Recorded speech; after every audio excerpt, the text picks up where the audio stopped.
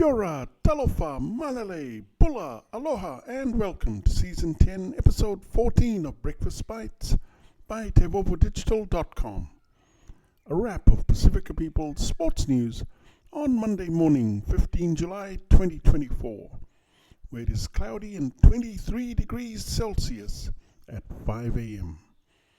Coming to you with tons of hanisi from the 180th meridian in the middle of the blue continent. In rugby union, Argentina beat France 33-25 in Buenos Aires yesterday. France won the first test in Mendoza last week, but the victory was soon overshadowed by scandals. 2 players were arrested on Monday following the first test and formally charged on Friday with the rape and assault of a 39-year-old Argentine woman at their team hotel. The pair denied the accusation and claimed that their sexual relations with the woman were consensual. Another player was sent home following racist comments he made in a video on social media. In Rugby League, Manly Seagulls trashed the Newcastle Knights 44-6 at Brookvale Oval yesterday to rocket back into the top 8. It was one-way traffic from the opening whistle, but the highlight was a piece of individual brilliance from Manly teenager Lehi Hopawate, who bagged a double in the second half to cap a stellar night, while first-time skipper Tom Trbojevic was sublime at the back. Newcastle were without Origin stars Kalen Ponga, Bradman Best and Dane Gagai, and it showed as the visitors were shredded on the edges all night. In netball, the Adelaide Thunderbirds won the Super Netball Minor Premiership with a hard-fought 64-62 win over the Sunshine Coast Lightning yesterday in their bid for back-to-back Super Netball titles. So the Lightning head to Perth for a do-or-die elimination final with the West Coast Fever, who claimed their finals berth after beating the Melbourne Mavericks 76-57. The Melbourne Vixens ran out 62-52 winners over the embattled Queensland Firebirds to set up a thrilling preliminary final with the Adelaide Thunderbirds.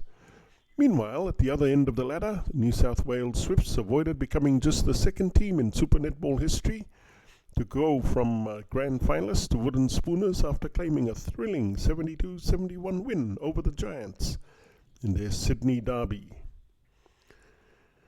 In football, so Gareth Southgate will not be knighted by King Charles after all. This after Spain beat England 2-1 in the final of Euro 2024 at Olympiastadion in Berlin, Germany a short while ago.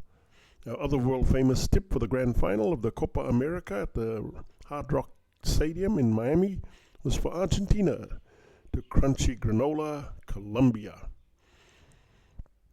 At Wimbledon, with a performance of rare brilliance, Carlos Alcaraz defended a major title for the first time in his exceptional career when routing Serbian legend Novak Djokovic in the Wimbledon men's singles final overnight, 6-2, 6-2, 7-6. in 2 hours 27 minutes, swiftly enough to ensure he had ample time to settle in for his nation's Euro 2024 final against England. Alcaraz is now walking with the greats of all time, joining his idol Rafael Nadal as the only Spanish men to win Wimbledon twice, and Bjorn Borg and Boris Becker as players to win multiple titles at the All England Lawn Tennis Club by the age of 21. He also joins Roger Federer as the only man in the Open era to win their first 4 major titles, and Borg, Becker and Mats Wilander as 4-time major winners at his current age. In combat sports, Australian WBC featherweight world champion Sky Nicholson remains undefeated with a dominant win over Diana Vargas in Philadelphia. The 28-year-old retained her title with a clean sweep of 100-90 on all the cards. Now 11-0 as a professional.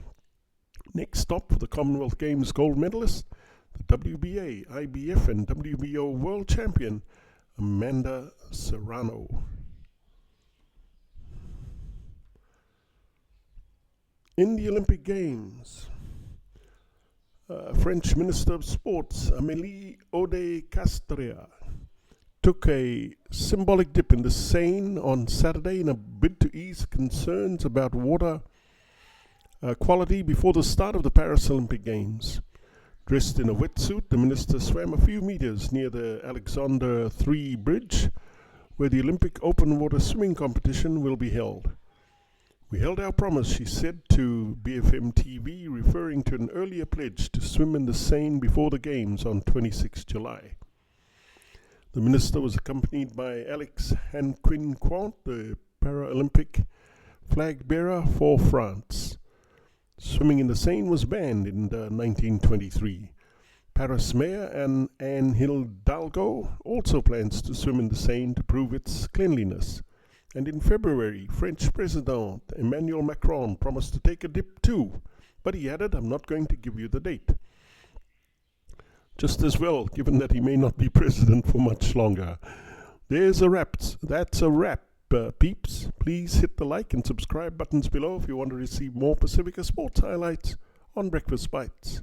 Mahalo and ka kite for TEIVOVOdigital.com. I'm Calden Khmer, thanking you all tumas for all your love and support.